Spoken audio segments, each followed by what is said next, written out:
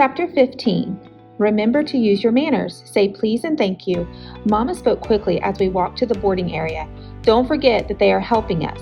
I watched as passengers, both adults and children, formed a line by a glass partition. We had approached the pecera, the fishbowl. It was a nickname given to the waiting room because of the large glass walls that separated it from the rest of the airport. A soldier with a rifle slung over his back stood at the entrance. No one except passengers with tickets was allowed to enter. A little girl ran back from the line to clutch her mother again. Her father chased after her and tried to pull her away. Families all around us were saying their final goodbyes. We love you both with all our hearts. Papa bent down and gave Frankie a hug and a kiss. We'll send for you soon. He leaned over and whispered in my ear, things will get better and then you'll come back. Maybe by the end of summer. Until then, you have to be strong and take care of Frankie. He wrapped his arms around me. I love you, Precioso. Frankie and I threw our arms around Papa. We love you too. I choked back the tears. Now, what did I say? No more crying. Papa pulled away. We've all done enough of that, and this is only temporary.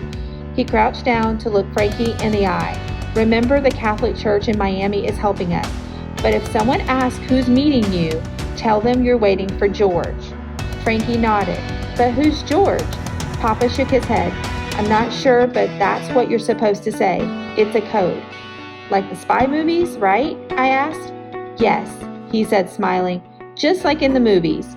He gave us another hug, then picked up our small suitcases and carried them as far as the soldier standing guard would allow. I faced Mama. Her tears flowed freely. Frankie, portate bien. Behave and listen to your sister. She hugged him and then straightened his jacket. Mama had told us to wear our best clothing so we'd make a good impression. Frankie had a suit he'd worn once to a cousin's wedding, and I'd chosen a yellow dress with embroidered flowers on the edges. You know I love you with all that I am. She gave him a big kiss on the cheek and hugged him again. Sonia, the flight. Papa called out from a few feet away. Frankie, vamos. No! Frankie clutched Mama. I don't want to go. Papa walked over and pried Frankie away. As they stepped toward the line of passengers, Frankie kept glancing back at Mama. I watched my mother and studied her face. I wanted to memorize everything about her, the feel of her skin, the scent of her perfume, her eyes, her smile, her hair. Then I noticed something was missing. Mama, your earrings! Her hand touched a bare ear. I know, mihija. She smiled. Small price to pay to get airline tickets for you and Frankie. But they were abuela's, and you are mine. She put her arms around me. I love you, Lucia, more than you can imagine. I began to cry. I love you too. Now you need to go. She turned me around and nudged me toward the entrance of the pecera. Don't worry, I'll be right here until your plane leaves. The bearded soldier ruffled through my nicely folded clothes and checked all the suitcase pockets. Finding nothing of value, he slammed the bag closed and waved us through. I spotted 2 empty chairs on the far side of the room. Come on, Frankie, I said, taking his hand. Whoa, get back over here. A woman in fatigues yelled at us. I glanced back and noticed a line of children standing by a wall. Some were only 4 or 5 years old. Others were teenagers. Are you traveling alone? The woman asked as we walked toward her. On visa waivers? I nodded. Then you have to wait here. We'll let you know when you can go. Frankie and I obediently went to the back of the line. I expected to receive instructions on where we should sit on the plane or how we were supposed to claim our luggage when we arrived in Miami. A few minutes later, 2 soldiers, a man and a woman, came out of a back room. 2 teenage girls came out of the room in tears, followed by a boy about 11 years old. The young boy wasn't crying, or at least I couldn't tell if he was because he had his shoulders hunched over and seemed to be keeping his head down low. We are conducting random searches for contraband, announced the male soldier. Compiara Perez and I will be selecting a few of you to come with us to ensure that you are not trying to take Cuba's riches with you. He paused and looked at everyone from the first little girl in line to Frankie, who was at the end. If you are hiding something in or under your clothing, I suggest you turn it in over to us now. You will be asked to undress. No one moved. Fine. He looked at the female guard. Margarita, Should it be every fourth or fifth child? My heart leaped to my throat. I started to tremble. Not that I feared they'd find something of value in my clothes, because they wouldn't. Papa had warned us over and over again about not trying to hide anything. It was the fear of what they'd do once we were naked and nothing was found. Frankie stepped forward a little and puffed out his chest. "Don't worry, Lucy. I won't let them touch you," he whispered. I smiled and gently pulled him back in line. There was nothing a 7-year-old could do to stop the search, but somehow I felt better knowing that his thoughts were on protecting me. "El quinto gusano," sneered the woman. Slowly, every fifth child was pulled out of the line. I held my breath as the female soldier curled her lip and pointed to me and Frankie, saying, 3, 4. Frankie and I were not chosen. The rest of you, take a seat. You'll be notified when the plane is ready to leave.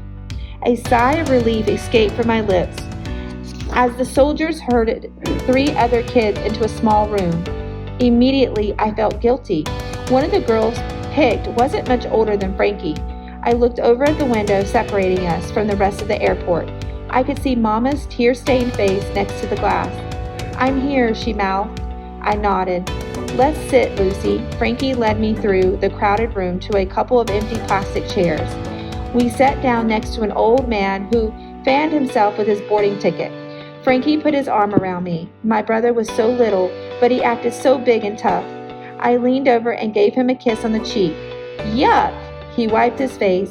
"Why'd you have to do that?" I smiled. "Lucia, I thought it was you," a voice exclaimed. I turned to see Laura Millian. "I'm sorry to hear about your dad," she said. The old man next to me moved over so Laura could sit down. "How did you know?" I imagined all the gossip going around town and how, at least, I wouldn't have to hear the whispers. "My mom told me. She mentioned you might be leaving too, but I had no idea we'd be on the same flight." "Oh." I recalled how Mama had acted while waiting for Laura's mother to come by. It was only yesterday, but it already felt like 2 weeks, or like weeks ago. It stinks when family betrays you. It happened to us too. I think it was my mom's cousin who turned in my dad. I raised my eyebrows. "What do you mean?" Laura leaned over and lowered her voice. "You know, that your uncle turned you guys in? At least that's what I heard. It's like when my father..." I sat still, trying to absorb what Laura had just said. Could it be? No, it was just a nasty rumor. Tio Antonio didn't even know about the stuff being hidden, and Papa had argued with him, so he certainly didn't tell him about it, unless that's what they were arguing about. But Papa would never have said anything to anyone, not even Tio. I wasn't even supposed to know. No, it was Yvette who betrayed us. But how could I clear Tio's name without admitting that I'd confided in Yvette in the first place? "Uh-huh."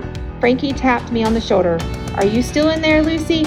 I realized that Laura had stopped talking, and they were both just staring at me.